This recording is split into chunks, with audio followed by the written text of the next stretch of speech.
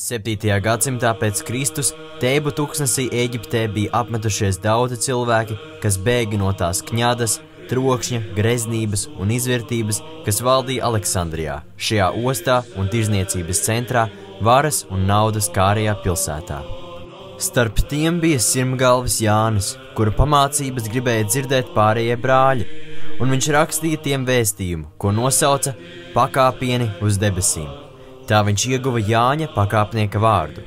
Bet kā šis miesīgais sasniedzis pārdabiskus spēkus un savienojies ar viņiem, te es iespēju robežās pacentīšos izskaidrot. 16 gadu vecumā, prāta pilnības ziņā būdams 1000-gadīgs, šis svētīgais ziedoja pats sevi kā kādu tīru un labprātīgu upuri dižajam virspriesterim un miesā uzkāpa Sinajas, bet dvēselē debesu kalnā, domādams tai nolūkā, lai no šīs redzamās vietas gūtu labumu un labāko pamācību neredzamā sasniegšanai.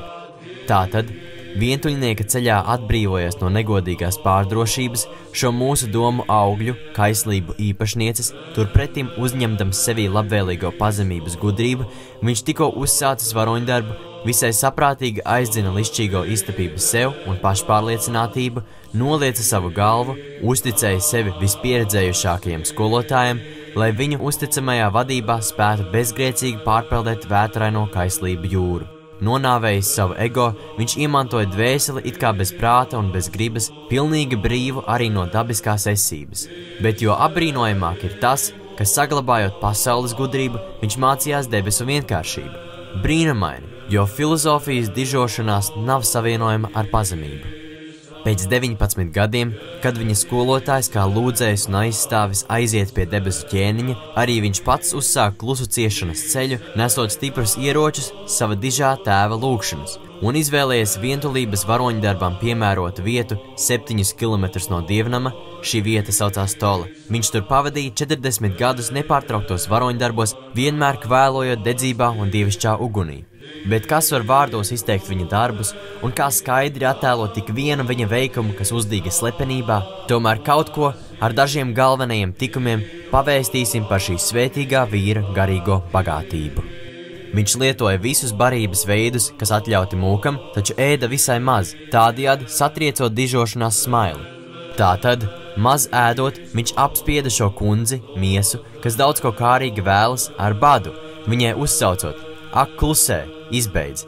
Tāpat ēdot no visa pa druskai, viņš pavērdzināja slavas mokošo tieksmi.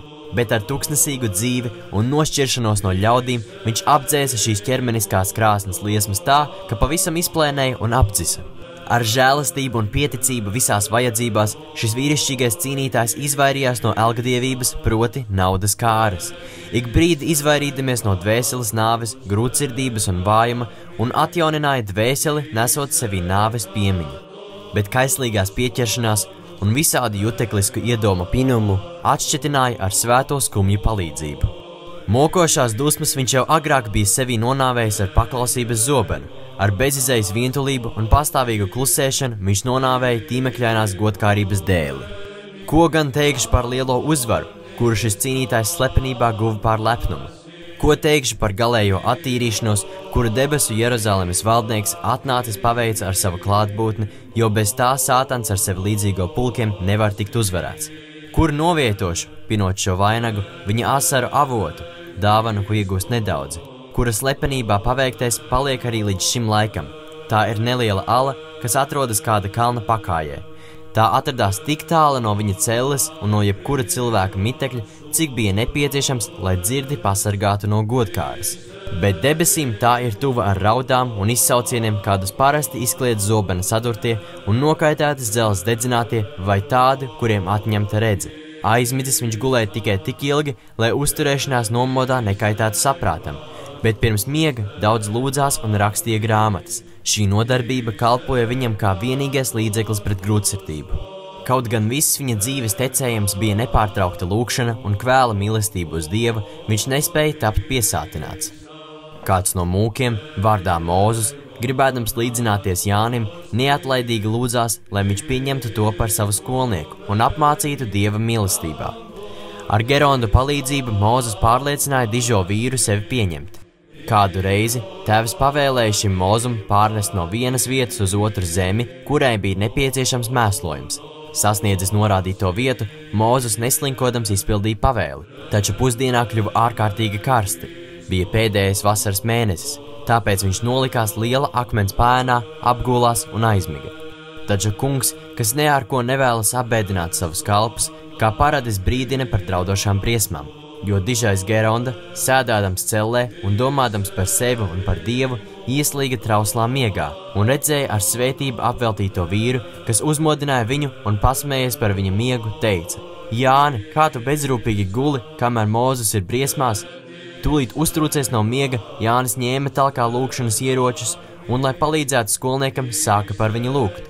Kad pēdējais vakarā atgriezās, vaicāja, vai ar viņu nav notikusi kāda nelaime vai nejaušība. Skolnieks atbildēja: Milzīgs akmens gandrīz nospieda mani, kad es pusdienā zem tā gulēju, bet man likās, it kā tu mani sauktu, un es izlēcu no tās vietas.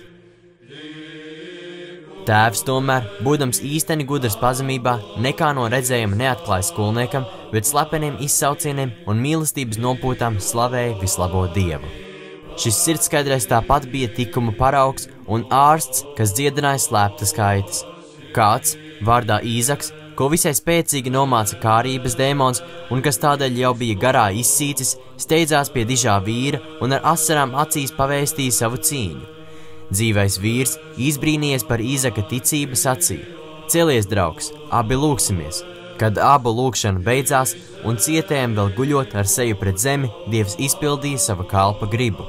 Un čūska, ko mocīja īstenas lūkšanas sitieni, aizbēga, bet izvārgušais, redzēdams, ka no kaitas atbrīvojies, ar lielu izbrīnu izteica pateicību tam, kas cēlis slavā, un tam, kas slavā celts.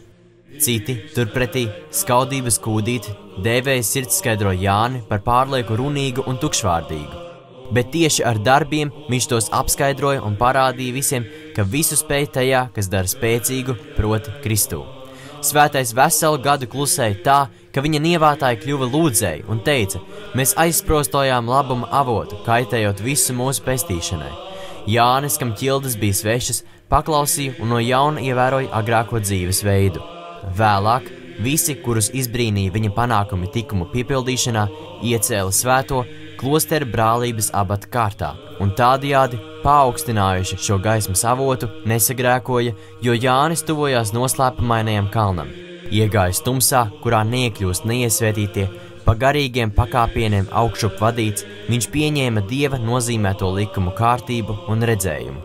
Svētais gars runāja ar viņa lūpām. To var apliecināt daudzi no tiem, kas glābušies un vēl joprojām glābjas caur viņu. Šis glābiņu visiem sniedzošās gudrības liecinieks bija jaunais Dāvids. Tās liecinieks bija arī labestīgais Jānis, mūsu sirdskaidrais gans Raifa Sabots. Viņš tad arī lūdza brālības labā nokāpt savos nodomos svēto Jāni no Sinaja kalna un mums parādīt savus Dieva rakstus. Šai veistījumā esmu mēģinājis īsos vārdos iekļaut lielo saturu, jo vārda īsumam un kodolīgumam arī daļrunības mākslā piemīt skaistums.